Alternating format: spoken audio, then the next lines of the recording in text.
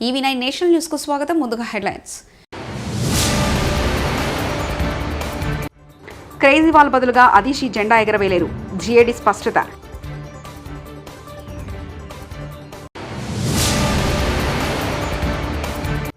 నిర్వహణ లోపం వల్లే ప్రాజెక్టులకు ఇబ్బందులు, మంత్రి నిమ్మల.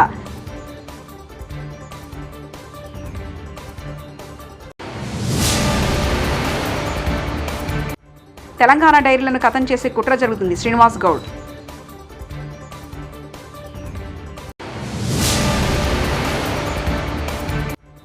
కేసులు నాకు కొత్త కాదు, అధికారులకు నోటీసులు ఇస్తా, దానం నాగేందర్.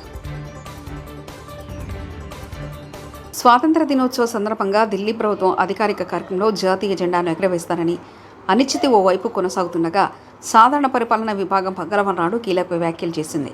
ఎక్సైజ్ పాలసీ కేసుల్లో తిహార్ జైల్లో ఉన్న ముఖ్యమంత్రి అరవింద్ కేజ్రీవాల్ తరఫున మంత్రి అతిషి జాతీయ జెండాను ఎగరవేయడానికి అనుమతి లేదని తెలిపింది. అరవింద్ కేజ్రీవాల్ కోరిక మేరకు రాష్ట్ర మంత్రి అతిషి జెండా ఎగరవేయడానికి ఏర్పాట్లు చేయాలని సాధారణ పరిపాలన విభాగం మంత్రి గోపాల్ రాయ్ అధికారులను సోమవారం నాడు ఆదేశించిన క్రమంలో జీఏడీ అదనపు ముఖ్య కార్యదర్శి నవీన్ కుమార్ చౌదరి తాజా వ్యాఖ్యలు చేశారు. కరప్షన్ కలెక్షన్ కాంగ్రెస్ విధానమని మాజీ ఎమ్మెల్యే సుదర్శన్ రెడ్డి సంచలన ఆరోపణలు చేశారు. మాజీ మంత్రి హరీష్ రావుపై మంత్రి పొన్నం ప్రభాకర్ చేసిన వ్యాఖ్యలను ఖండిస్తున్నామని అన్నారు.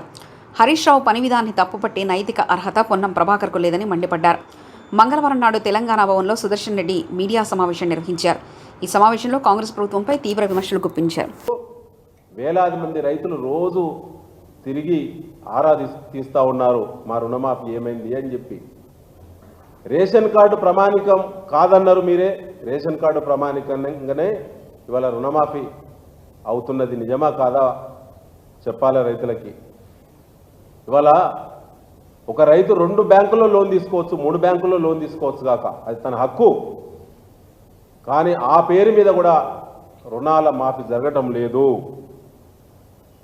1,00,000 లోపు వాళ్ళు కూడా ఇప్పటివరకు రుణమాఫీ కానటువంటి వాళ్ళు వేల ఫిర్యాదులు వచ్చినవి. 1,50,000 లోపు కానటువంటి వాళ్ళు మెసేజ్ ముఖ్యమంత్రి గారి సందేశం వచ్చిన తర్వాత కూడా.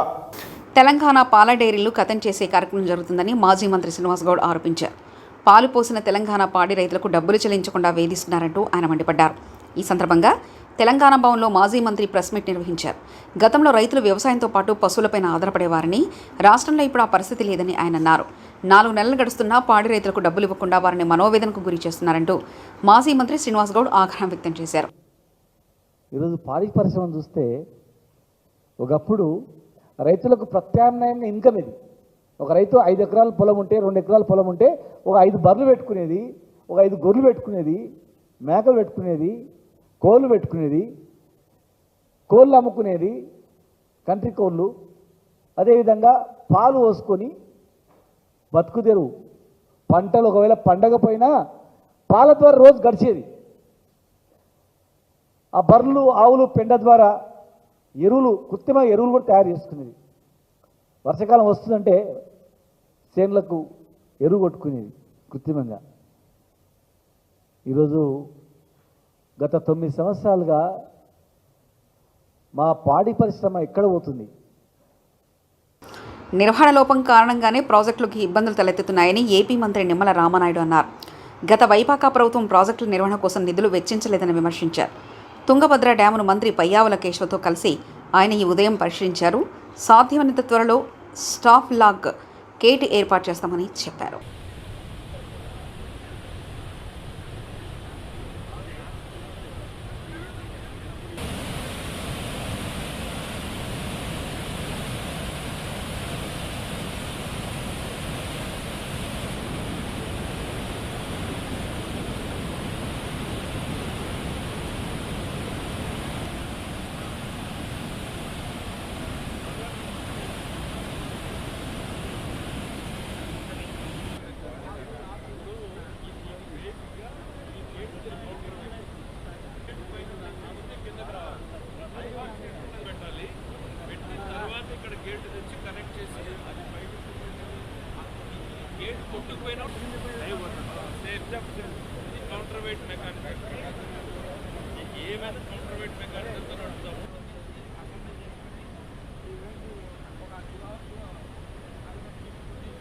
ఈ యొక్క 19వ గేట్ ఏదైతే కొట్టుకుపోయినటువంటి పరిస్థితుల్లో మరి ఇది పురాతనమైనటువంటి అంటే దగ్గర దగ్గర 70 సంవత్సరాల ప్రాజెక్టు కావడం వల్ల ఏదైతే ఆ గేటుకి సంబంధించి 45 సంవత్సరాలే దాని లైఫ్, బట్ ఇది 70 ఇయర్స్ అవ్వడం వల్ల మరి ఆ ప్రాబ్లం వచ్చింది అనేది ప్రాథమికంగా కొంత చెప్తున్నటువంటి పరిస్థితి. ఏదైతే ఆ గేట్ స్థానంలో కూడా మరి పర్టికులర్గా స్టాప్ లాక్ గేట్ ఏదైతే ఉందో మరి అవి ఈ ప్రాజెక్టుకి లేకపోవడం వల్ల తాత్కాలికంగా మరమ్మతులు చేసుకోవడానికి కానీ తాత్కాలిక నీటి నిలుపుదల చేసుకునే అవకాశం లేనిటువంటి స్థితిలో ఏదైతే చంద్రబాబు నాయుడు గారు కూడా స్పందించి కన్నమ నాయుడు గారు ఎవరైతే ఈ యొక్క గేట్ల అమరికలో నిర్మాణంలో అత్యంత కీలకంగా ఉన్నటువంటి వ్యక్తిని ఆయన హైదరాబాద్లో ఉంటే మరి ఆయన కంటికి చికిత్స చేయించుకున్నా కూడా మరి స్పెషల్ ఫ్లైట్ కూడా అరేంజ్ చేసుకుని ఈయన ఇక్కడ పంపించి అంటే మా పోలవరం ప్రాజెక్ట్ గేట్ల అమరికలో కూడా ఆయనకి బాగా సమర్థత ఉన్నటువంటి వ్యక్తి. ఆయన యొక్క సారథ్యంలో ఇమ్మీడియట్లీ, ఎందుకంటే ఏదైతే గేట్ని మనం పునర్నిర్మాణం చేయాలనే ఆలోచనతో ఉన్నప్పుడు పూర్తి స్థాయిలో నీరు తగ్గిస్తే అంటే ప్రజెంట్ 104 టీఎంసీలు నీరు ఉంది. మరి కొత్త గేట్ని మళ్ళీ ఆ స్టాప్ లాక్ గేట్ని మనం ఏర్పాటు చేసుకుంటే మొత్తం నీటిని తగ్గిస్తే అది 40 టీఎంసీలకి పడిపోతే దగ్గర దగ్గర 60 టీఎంసీలు నీరు వృధాగా పోయేటువంటి పరిస్థితి ఉంటుంది. అట్లా కాకుండా అంత స్థాయిలో నీటిని తగ్గించకుండా మనం ఈ యొక్క స్టాప్ బ్లాక్ గేట్ని ఏర్పాటు చేసుకునేటువంటి అవకాశాలని పరిశీలించమని చెప్పేసి మేము కూడా నిపుణులు కూడా కోరడం జరుగుతోంది. ఒకసారి రివ్యూ కూడా అధికారులతో కూడా రివ్యూ చేసి దీనికి కర్ణాటక ప్రభుత్వానికి సంబంధించి కానీ సిడబ్ల్యూసీ కానీ హైదరాబాద్ నందగిరి హిల్స్ పార్కు ఘటనపై అధికారులకు ప్రివిలేజ్ నోటీసులు ఇస్తానని ఖైరతాబాద్ ఎమ్మెల్యే దానం నాగేంద్ర వెల్లడించారు. ప్రజా సమస్యలు పరిష్కరించడం తన బాధ్యతని, తనను అడ్డుకునే హక్కు ఏ అధికారికి లేదని వివరించారు. కేసులు తనకేమీ కొత్త కాదని, తనపై జీహెచ్ఎంసీ పెట్టిన కేసుపై భయపడేది లేదని దానం నాగేంద్ర అన్నారు. నాలా, ప్రభుత్వ స్థలాలు, పార్కులు కబ్జా ఉంటే చర్యలు చేపట్టాలే తప్ప దళితులు గుడిసెలు తొలగించడం సరికాదని వివరించారు. త్వరలోనే ఈ విషయాన్ని సీఎం రేవంత్ రెడ్డి దృష్టికి తీసుకెళ్తానని వివరించారు. వాళ్ళకి ఏం అధికారం ఉంది కాబట్టి నేను ప్రివిలేజ్ మోషన్ కూడా ఇవ్వబోతున్నా వాళ్ళ మీద. ఎందుకంటే ఇలాగా అద్దుమీరి ప్రవర్తిస్తూ ఉన్నారు. అద్దు ఎంత ఉందో అంత పని చేసుకుంటే వాళ్ళకి మంచిది, మాకు మంచిది. అధికారులు ఏదైతే డిపార్ట్మెంట్ వరంగా అది ఉంటే అక్కడ మీరు ఎవరిని ఇన్వాల్వ్ చేయలేదు, ప్రధానంగా జిహెచ్ఎంసీ ఇన్వాల్వ్ చేసేది ఉండే. ఈవీడీ ఏమంటే నీకు జీపీఏ ఇవ్వలేదు, ముఖ్యమంత్రి గారు రైట్ తీసుకొని మొత్తం హైదరాబాద్లో నీ ఇష్టం వచ్చినట్టు చేసుకోమని చెప్పలే. పార్క్ ఉంటే పార్క్ వాళ్ళని వీళ్ళు డిపార్ట్మెంట్ ఉంది, డిపార్ట్మెంట్ పిలిచి మీరు ఎందుకు ఇన్ని రోజుల నుంచి మీరు ఎందుకు తీసుకోలేదు అని వాళ్ళ మీద యాక్షన్ తీసుకోండి ముందుగాల. ఈ పార్క్ ల్యాండ్ ఎందుకు ఇట్లా వదిలేసిరని వాళ్ళని అడగాలి ముందుగాల. అవన్నీ ఏమి చేయలేదు. ఎవరో చెప్పిరంట, చెప్తే వాళ్ళు ఎవర్రా అని చెప్తే ఇక వాళ్ళ పేర్లు చెప్పాలంటే తర్వాత చెప్తా. తిరుమల శ్రీవారిని సినీ నటి జాన్వీ కపూర్ దర్శించుకున్నారు. మంగళవారం వీఐపీ ప్రారంభ విరామ దర్శన సమయంలో ఆమె స్వామివారి సేవలో పాల్గొన్నారు.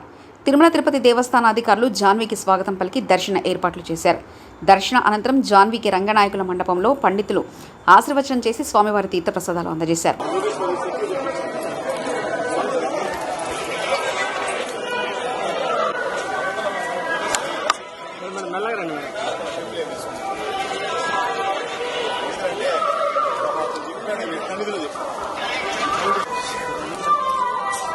మేడం ఓకే ఓకే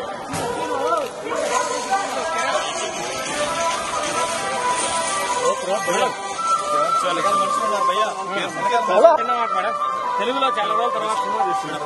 ఒక్క మాట అన్నా నువ్వు వాడగరా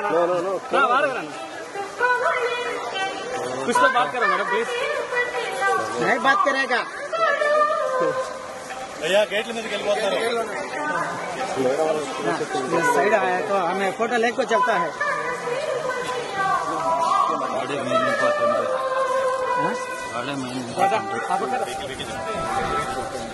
अंदर ताता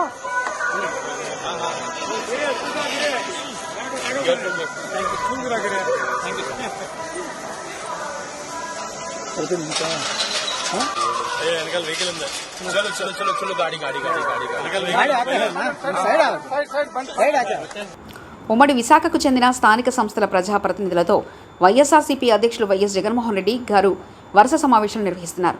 ఈ క్రమంలో మాడుగుల అసెంబ్లీ నియోజకవర్గ వైఎస్ఆర్సీపీ ప్రజాప్రతినిధులతో భేటీ అయ్యారు.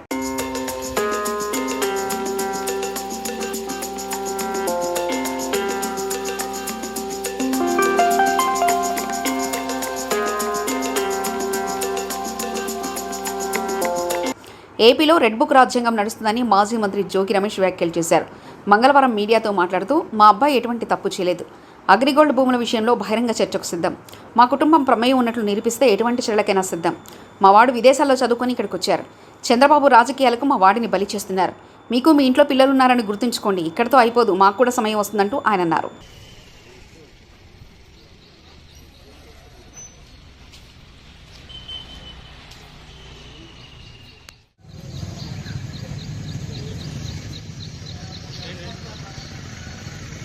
బీజేపీ నేత మాజీ మంత్రి జోగి రమేష్ను రాజకీయంగా ఎదుర్కోలేక ఆయన కొడుకుపై చంద్రబాబు అక్రమ కేసులు పెట్టించారని, చంద్రబాబు వైఎస్ఆర్ కాంగ్రెస్ పార్టీ నాయకులు కార్యకర్తలపై ఎన్ని అక్రమ కేసులు పెట్టినా, అరెస్టులు చేయించినా ఆయనను ప్రశ్నిస్తూనే ఉంటాం, ఆయన తప్పులను ఎండగడుతూనే ఉంటామంటూ పేర్ని నాని మాజీ మంత్రి వ్యాఖ్యానించారు.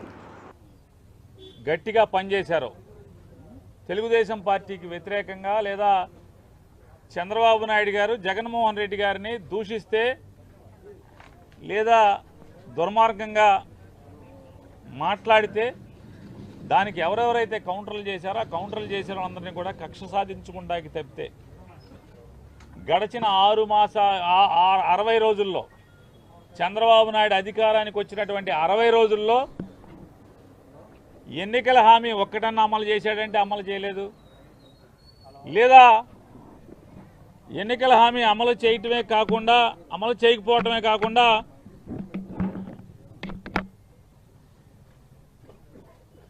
ఓ మంచి కార్యక్రమం అన్న చేశారా అంటే ఈ రాష్ట్రాన్ని ఉద్ధరించేదానికి ఒక్కటి చేయకపోగా అన్నీ ఎఫ్ఐఆర్లు కడతాం, తప్పుడు కేసులు కడతాం, దొంగ కేసులు కడతాం. ఏదో రకంగా వైఎస్ఆర్ కాంగ్రెస్ పార్టీలో జెండా మోసే చిన్న కార్యకర్త దగ్గర నుంచి మాజీ మంత్రుల వరకు అందరినీ కూడా భయభ్రాంతులను చేసి ఎవరు కూడా పార్టీ పరంగా బయటికి రాకూడదు, తద్వారా రాజకీయ లబ్ధి పొంది దీర్ఘకాలం తన కొడుకు. నల్గొండ జిల్లా నార్కెట్పల్లి మండలం దాసరిగూడెం శివారులో 12th బెటాలియన్ ఫైర్ రేంజ్లో నల్గొండ జిల్లాకు చెందిన పోలీస్ స్టేషన్ పరిధిలో పట్టుకున్న గంజాయిని దహనం చేసిన నల్గొండ జిల్లా ఎస్పీ శరత్ చంద్ర.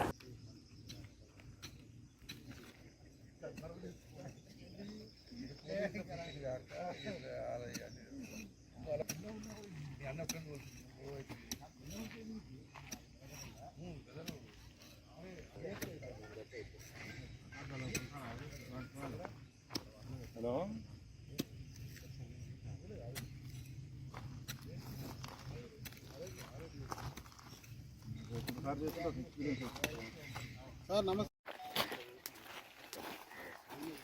నల్గొండ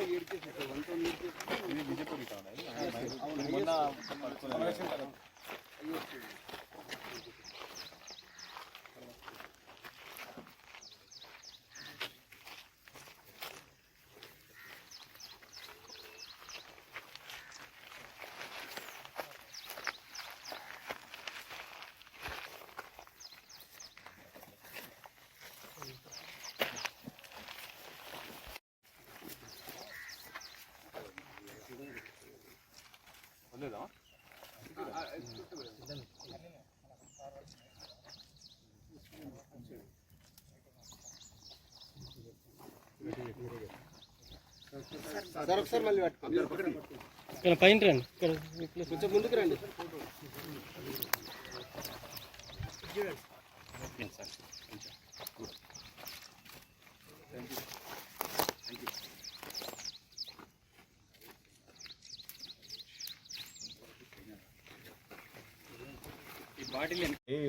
నిన్న మీటింగ్లో అయిన తర్వాత ఎక్కడ కూడా కన్జంప్షన్ మీద మనం ఎట్లా మన ప్రొడక్షన్ ట్రాన్స్పోర్ట్ మీద కాన్సన్ట్రేట్ చేస్తాం, అదేవిధంగా కన్జంప్షన్ మీద కూడా ఈసారి ఫోకస్ పెట్టడం జరుగుతుంది.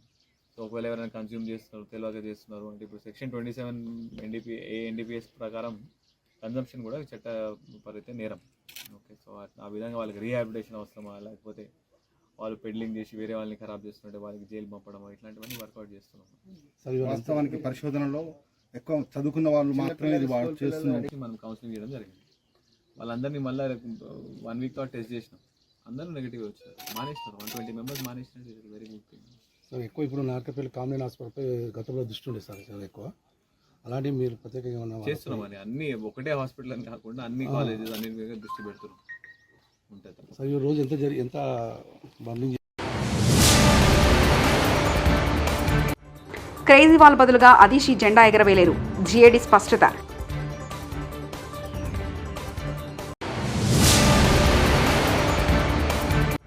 నిర్వహణ లోపం వల్లే ప్రాజెక్టులకు ఇబ్బందులు, మంత్రి నిమ్మల.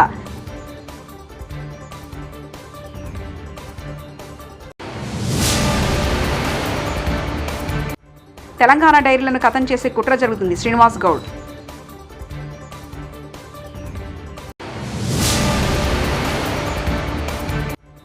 కేసులు నాకు కొత్త కాదు, అధికారులకు నోటీసులు ఇస్తా. దానం నాగేందర్. ఇవి బులెటిన్ విశేషాలు. చూస్తూనే ఉండండి EV9 నేషనల్ న్యూస్.